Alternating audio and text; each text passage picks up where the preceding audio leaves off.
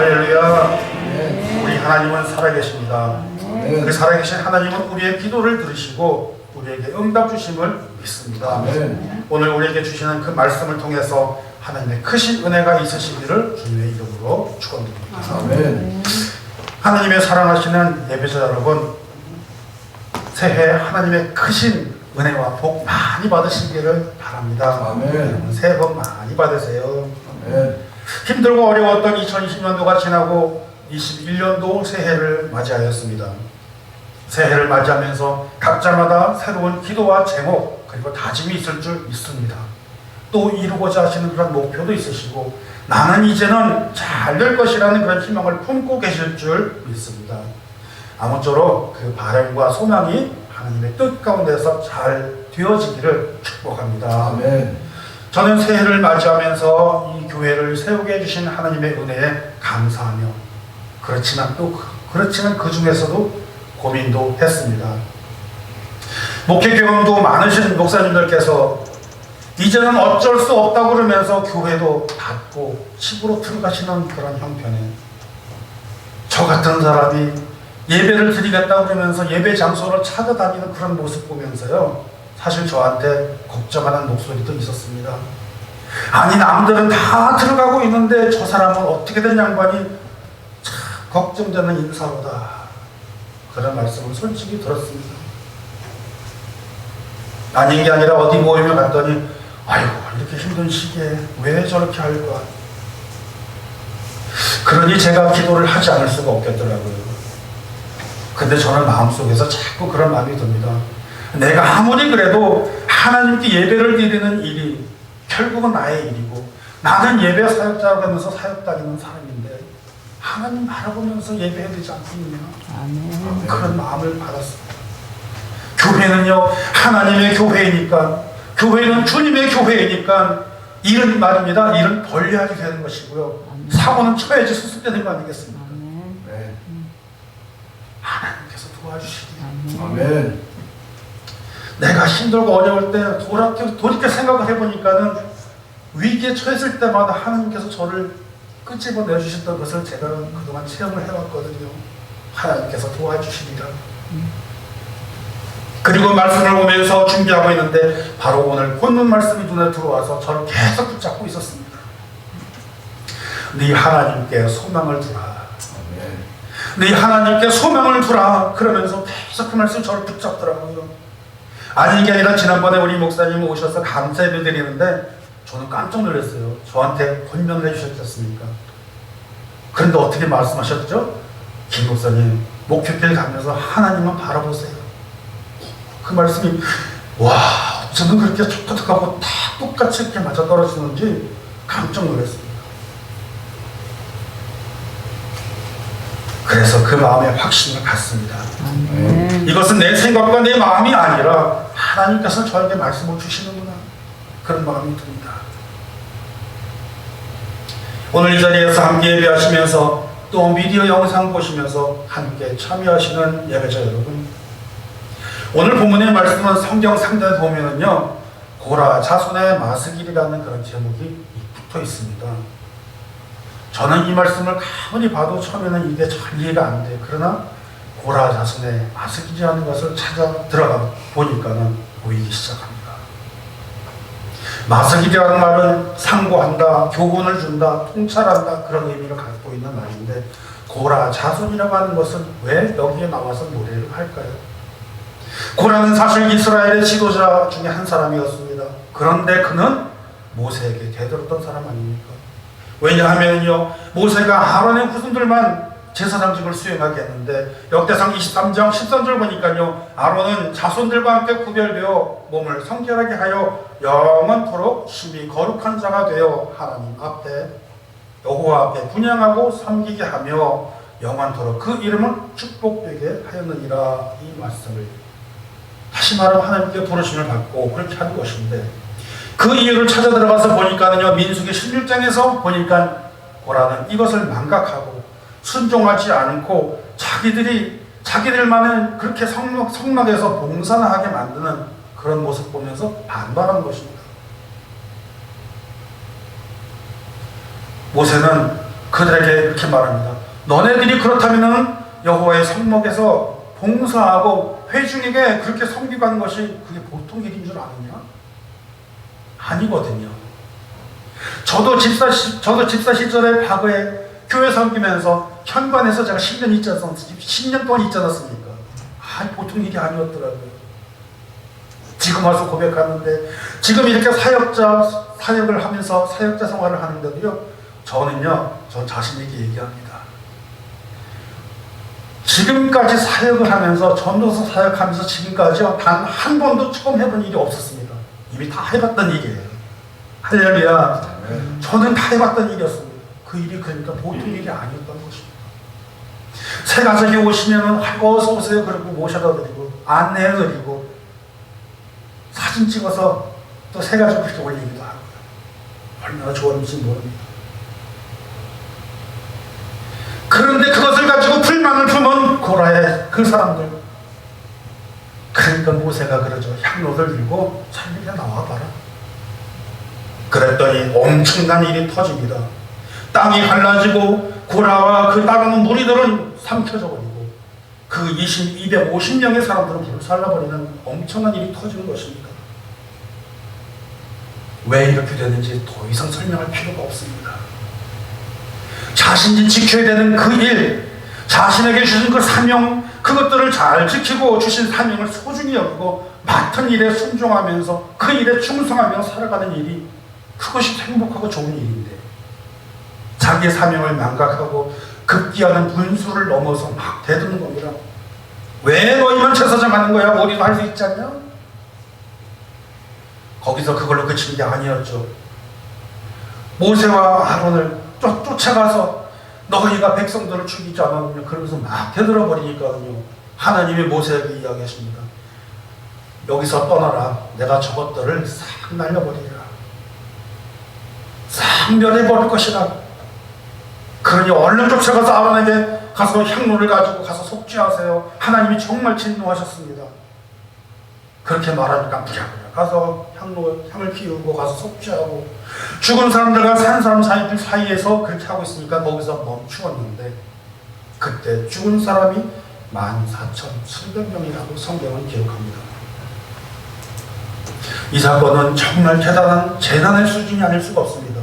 하나님의 무서운 징벌이고, 이것이 바로 민수기 16장의 내용의 요약입니다. 사랑하는 여러자 여러분, 하나님의 사람들은 질서의 사람들인 줄 믿으시기 바랍니다.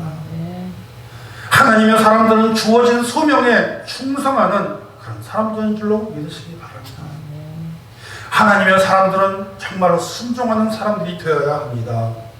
마음속에 조금 불만이 있어도 일단은 순종하고, 마음속에 조금 불평이 생기더라도 일단은 먼저 겸손하고, 조금 성질이 나더라도 일단은 온유하고, 일단은 참고, 일단은 내려놓고, 일단은 눌러놓고, 그렇게 살아야 하는데 하물며 도전을 해도 하나님께 도전이라니. 새해에는 더욱 우리는 하나님께 충성하고, 우리는 하나님께 순종하고, 하나님을 따르는 저와 여러분이 되셔서 하나님께서 귀히 쓰임받는 그런 하나님의 사람들이 되시기를 주님의 이름으로 축원드립니다. 아멘. 그런데 사실 그 고라의 자손들은 모두 떠나간 것은 아니었습니다. 그 고라의 아들들이 남아 있었습니다. 출애굽기 6장에서 그들이 소개가 되고 있는데, 아셀, 엘가나 그리고 에비아삽은 죽지 않고 그 후손들은 성전 문지기, 그 성전에서 찬송하는 자로 남아 있었던 것입니다. 그렇게 충성하니까는요, 어떤 일이 따르냐면요, 그들은 성전의 문지기라도 하나님을 찬송할 수 있어서 감사합니다. 성전에서 내가 찬송할 수 있는 그 일만 하더라도 정말 너무 감사합니다. 그러니까 축복이 바랍니다.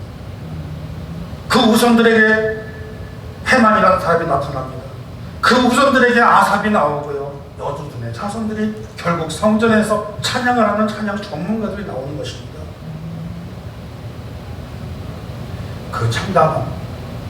그 참담함을 겪은 이스라엘 사람들은 모세에게 말합니다. 모세요, 우리는 죽게 됐습니다. 이제 우리는 다 망하게 됐습니다. 우리가 이제 가까이 성막에 가까이 가는 사람들마다 다 죽게 되었습니다. 그렇게 말하고 있습니다. 그제서야 느끼는 것입니다. 그제서야 자신들이 얼마나 비참한 처지고 되는지를 느끼는 것입니다. 자신들의 잘못된 것을 아는 것입니다. 그렇기 때문에 하나님의 사람은요, 불평을 가져서는 안 됩니다. 그렇기 때문에 하나님의 사람은 항상 순종해야 되는 것입니다. 얼마나 많은 불평을 했는지 하나님은 이런 말씀을 하십니다. 민수기 14장 26절에 여호와께서 모세와 아론에게 말씀하시면서 이르시되 나를 원망하는 이 악한 회중에게 내가 어느 때까지 참으랴. 이스라엘 자손이 나를 향하여 원망하는 바 내가 그 원망하는 말을 들었노라. 그리고 그렇게 말씀하십니다. 내 삶을 두고 맹세하노라. 너희 말이 내 귀에 들린 대로 내가 그대로 너희에게 행한다. 굉장히 무서운 말씀이십니다. 여러분, 시편 42편의 본문의 말씀을 시작하기 이전에 이 말씀들을 먼저 한번 우리가 상고하고 시편 42편을 한번 들어가 보기를 바랍니다. 고라의 자손들은 그들의 조상이 하나님께 도전을 받았다가 비참한 최후를 맞이한 것을 봅니다.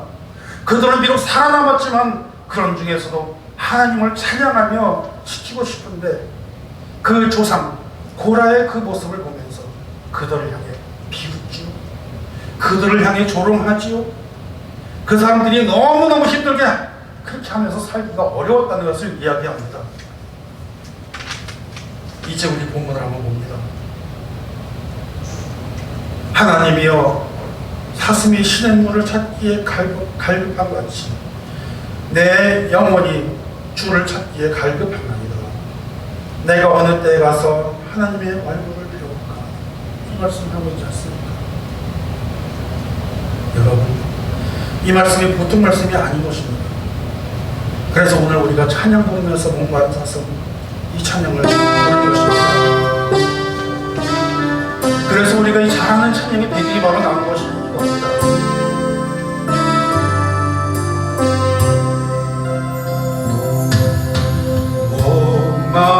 목마른 사슴 실내 물을 찾아 헤매이듯이 내 영혼 주를 찾기 내게 갈급하나이다.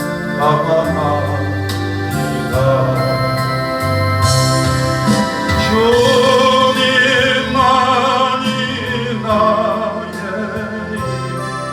나의 방패 나의 찬송가 나의 몸 정성아 주님여 내가 우리 함께합니다. 목마른 사슴 목마른 사슴 시내 물을 찾아 헤매이듯이 내 영혼 주를 찾기 내게 갈급하나니 주님만이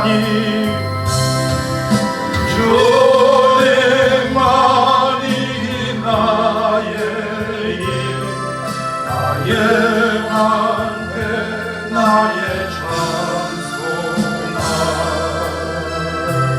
내 몸 정성 다 바쳐서 주님께 내합니다.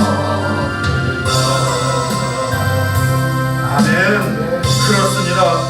오늘 부른 이 찬양이 바로 시편 42편의 배경을 두고 부르는 거죠.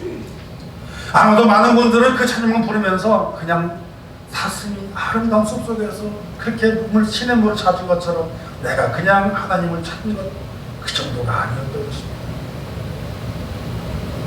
그래서 그들은 조상의 잘못으로 조롱을 당합니다.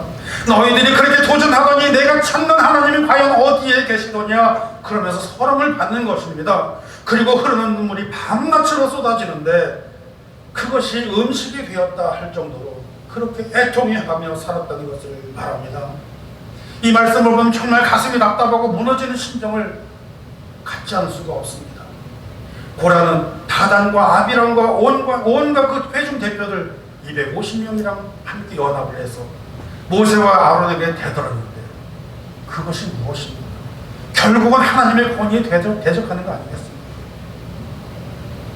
그러니 하나님의 진노가 그들을 태우고 땅에 묻어버렸지만 그 아들들은 조상들이 반역하는 바람에 얼마나 서러움을 받았는지 모릅니다. 그래서 그들은 가는 곳마다 꼬리표가 따라다닙니다. 반역자의 자손들이라는 것입니다. 그들은 마치 꼭 파멸당한 사람처럼 그런 가문처럼 여겼을지 모릅니다. 오죽하면 본문 3절에 이렇게 말씀하시죠. 사람들이 종일 내게 하는 말이나 내 하나님이 어디 있느뇨 하느니 내 눈물이 주야로 음식이 되었도다. 밤낮으로 눈물을 머금고 살아가는 저들의 처지가 반역자들의 자손이라는 그 서름을 받고 있는 것 아니겠습니까? 오늘 본문은 그럼에도 하나님의 귀한 말씀을 우리에게 전해주고 계십니다. 사랑하는 예배자 여러분, 오늘을 살아가는 우리의 현실이 다를 바가 뭐가 있습니까? 오늘날 가장 불안하고 힘들고 어려운 코로나 시대를 살아가면서 우리들이 그렇지 않습니까? 아니, 그 이전부터 우리는 그 전조가 이미 있었지 않습니까? 자연의 불안정한 기후, 온난화의 시작으로 물속에 가라앉는 나라도 있죠. 또 경제적인 불안으로 맨날 죽었다 살았다 정말 왔다 갔다 하는 분도 있지 않습니까? 과학문명의 발달이 됐다고 우리는 편리한 생활이라고 얘기하는 것 같지만 인구는 늘어났는데 그 편리한 과학의 문명이 많은 직업들을 변화를 시켜놨죠. 직업을 사라지게 했죠. 급변하는 그런 세계 속에서 실직자들은 늘어나고 이제는 더 이상 나이가 들어가지고 그것을 따라가지 못하는 사람들은 어떻게 됩니까? 그냥 도태돼가지고 조기 은퇴자들 생기고 그들을 위해서 또 사회복지 비용을 퍼부어가면서도 살아가려고 하면 또 모자라지는 그런 세상. 식량의 문제는 또 어떻고요? 물에 대한 문제는 어떻고요? 무엇으로 저들을 먹여 살리려고 의료시설은 어떻고 저들의 건강을 어떻게 책임지며 그렇게 살다 보니까는요 사람들은 빡빡해지죠. 이기적으로 살게 되죠. 교회는 어떤가요? 흩어지죠. 신앙은 점점 멀어지고 있습니다. 사람들은 다원주의로 빠지게 되고 혼합주의가 팽배해지고 우리는 점점 문명의 포로가 되어가고 있는데 물질의 포로가 되어가고 있는데 권력에 이끌려가지고 마치 그 송아지 길들이면서 콧들에 껴가지고선 끌어당기듯이 그렇게 끌려다니는 인생들, 그렇게 사람들 끌려다니는 모습이 여러분 과연 바벨론의 포로가 되어서 사는 것과 뭐가 다릅니까? 서로가 서로를 고발하죠. 총만 없지 이건 매일 전투를 사는 군인처럼 서로 죽고 죽이고 그렇게 해야지만이 사는 비참한 우리들의 모습 아니겠습니까? 바로 그러한 때 우리는 하나님을 바라보면서 하나님 하면서 울며 불며 기도하는 그 기도자들의 목소리마저도 이제는 처량하게 들리지 않습니까? 더더군다나 우리는 또 코로나라는 무서운 전염병에 시달리며 살아가는 사람들, 눈물 없이는 기도할 수 없는 그런 세월을 우리가 살아가는데 새해 첫날을 그렇게 맞이합니다. 새해 첫날이라고 해도 그걸 피해갈 수가 없지 않습니까? 사실 말씀 준비하면서 많이 눈물이 났습니다. 가슴을 칩니다. 사랑하는 예배자 여러분, 우리는 이제 무엇을 바라보며 살아야 됩니까? 사랑하는 예배자 여러분, 이제 우리는 무엇을 의지하면서 살아야 되겠습니까? 과연 우리는 무엇을 바라봐야 되겠습니까? 그러나 오늘 본문이 주시는 교훈의 말씀, 본문 5절에 이렇게 우리에게 소망의 메시지를 주십니다. 내 영혼아, 내가 어찌하여 낙심하여 내 속에서 불안해하는가? 너는 하나님께 소망을 주라. 그가 나타나 도우심으로 말미암아 내가 여전히 찬송하리로다. 이 말씀을 통해서요, 첫째로 우리는 우리의 영혼을 하나님께 소망을 외치는 그런 저와 여러분이 되시기를 축원합니다. 아멘. 오늘날에도 마찬가지입니다.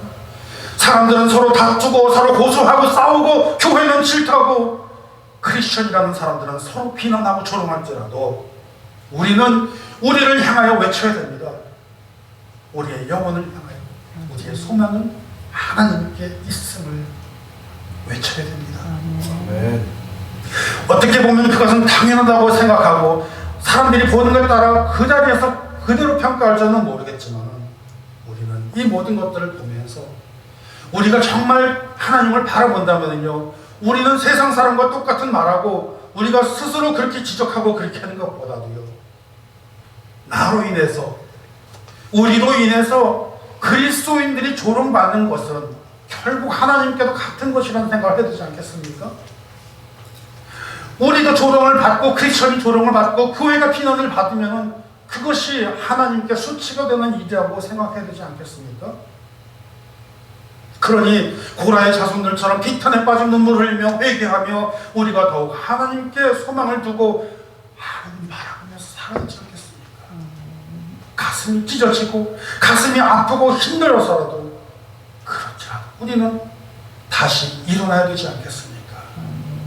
그러므로 우리는 우리 영혼을 향하여 우리는 일어나리라, 하나님께 소망을 두고 일어나리라, 그런 외침을 하면서요, 이사의 말씀처럼 일어나라, 빛을 발하라, 그 명령을 우리에게 주시는 것처럼 우리는 함께 일어나는 저와 여러분 되시기를 축원드립니다. 네. 하나님께서 주신 두 번째 솔루션은 하나님께 소망을 두는 것입니다. 내가 모든 일을 해결하는 것이 아닙니다. 내가 얽혀진 실마리를 내가 스스로 풀려고 하는 것이 아니고 내게 주어진 모든 문제를 내가 해결하는 것은 내가 하는 것이 아니라 바로 하나님을 바라볼 때 일어나는 것임을 믿으시기를 바랍니다. 네.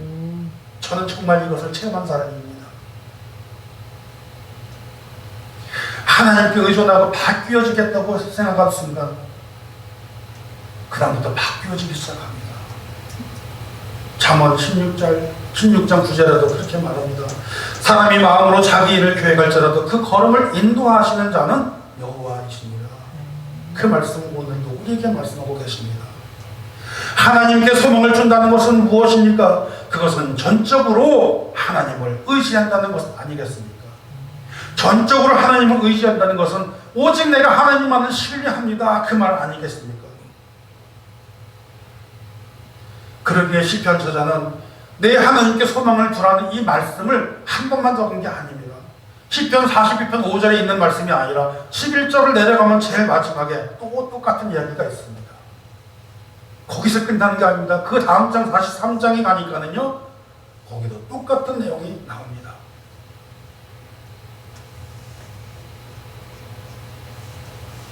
세 번이나 연거푸 그렇게 강조했었던 것, 그만큼 하나님을 의존하고 하나님께 소망을 두고 살아가는 것, 그렇게 살아갈 때만이 우리로서 인생의 슬픔으로 벗어날 수 있는 줄 믿으시기 바랍니다. 네. 왜냐하면은요 그분이 바로 구원의 하나님이시기 때문입니다. 여기서 끝나는 것이 아닙니다. 미가서에서도 똑같은 이야기를 합니다. 미가서 7장 7절 8절 말씀을 오직 나는 여호와를 우러러보며 나를 구원하시는 하나님을 바라보나니 하고 이야기합니다. 또 말하죠. 내가 나의 하나님이 나에게 귀를 기울이시도다.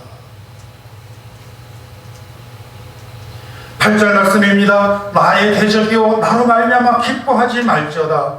나는 엎드러질지라도 일어날 것이요 어두운데 앉을지라도 여호와께서 나의 빛이 되실 것입니다. 하나님이 우리의 소망이십니다. 하나님을 바라보는 사람은 그 어떠한 인생의 어려움이 닥쳐올지라도 우리는 이를 뛰어넘어 일어날 수 있을 것임을 믿으시기를 바랍니다. 그러므로 우리는 하나님을 바라보면서요, 그러므로 우리는 하나님께 소망을 두면서요, 그렇게 나아갈 때에 우리 하나님께서는 반드시 우리를 승리의 길로 인도해 주실 줄로 믿습니다.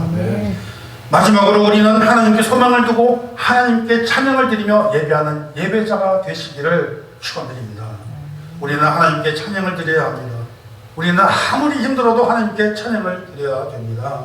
왜냐하면 그 하나님이 바로 저와 여러분의 하나님이시기 때문입니다.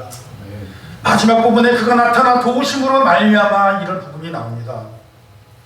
이 말씀은요, 그 모든 상황이 어떤 상황이 펼쳐질지라도 하나님은 우리와 함께 하신다는 것입니다. 임마누엘의 하나님이십니다. 그렇기 때문에 우리는 어떤 형편에서도 우리와 함께 하시니 우리는 하나님을 신뢰함으로 낙심할 필요가 없는 것입니다. 사랑하는 예배자 여러분, 우리는 예배를 드릴 수 없는 상황에 처해 있다고 할지라도 하나님을 바라보아야 될 줄로 믿습니다. 그래서 같은 자세로 하나님을 찬양하는 예배자들이 될 줄로 믿습니다. 비록 팬데믹이고 많이들 어렵지만은 할 수 있으면 안전함을 유지하면서 대면 예배를 드리는 것이 이것이 더 유익합니다. 사정이 안 된다면 온라인이라고 하여도 우리는 예배를 드리면서 예배를 끊지 말아야 되는 것입니다. 그래서 하나님만을 바라보아야 되는 것입니다. 우리 예수님 같은 맥락으로 우리에게 알려주고 계시죠. 그 사건이 바로 베드로를 통해서 나타났는데요. 마태복음 14장 25절에 보니까요, 베드로가 등장해서 보니까 예수님이 물 위로 걸어가십니다. 그것을 보면서 주님, 나도 가겠습니다. 그래서 물 위를 같이 걷지 않습니까? 그런데 조금 있다가 어떻게 됐죠? 바로 빠져버렸죠. 바로 바라보는 것이 달라서 그렇습니다. 처음에 베드로가 본 것은 누구였죠? 예수님을 바라보았습니다. 주님을 바라보고서는 믿음으로써 걸어나갈 때 걸어나갈 수가 있는데, 그 다음에 어떻게 됐습니까? 바람을 보았지 않습니까? 바람을 보는 순간 어떻게 됐습니까? 두려워서. 그 다음에 어떻게 됐죠? 바로 빠져버렸습니다. 그러기에 주님이 말씀하십니다. 이 믿음이 적은 자여, 왜 의심하였느냐?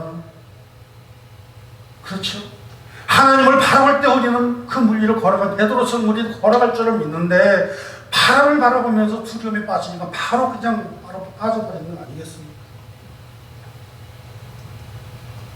사랑하는 예배자 여러분, 그렇습니다. 구약이나 신약이나 우리 주님께서 주시는 그 메시지처럼 일관되게 성경은 계속 말씀하고 있지 않습니까?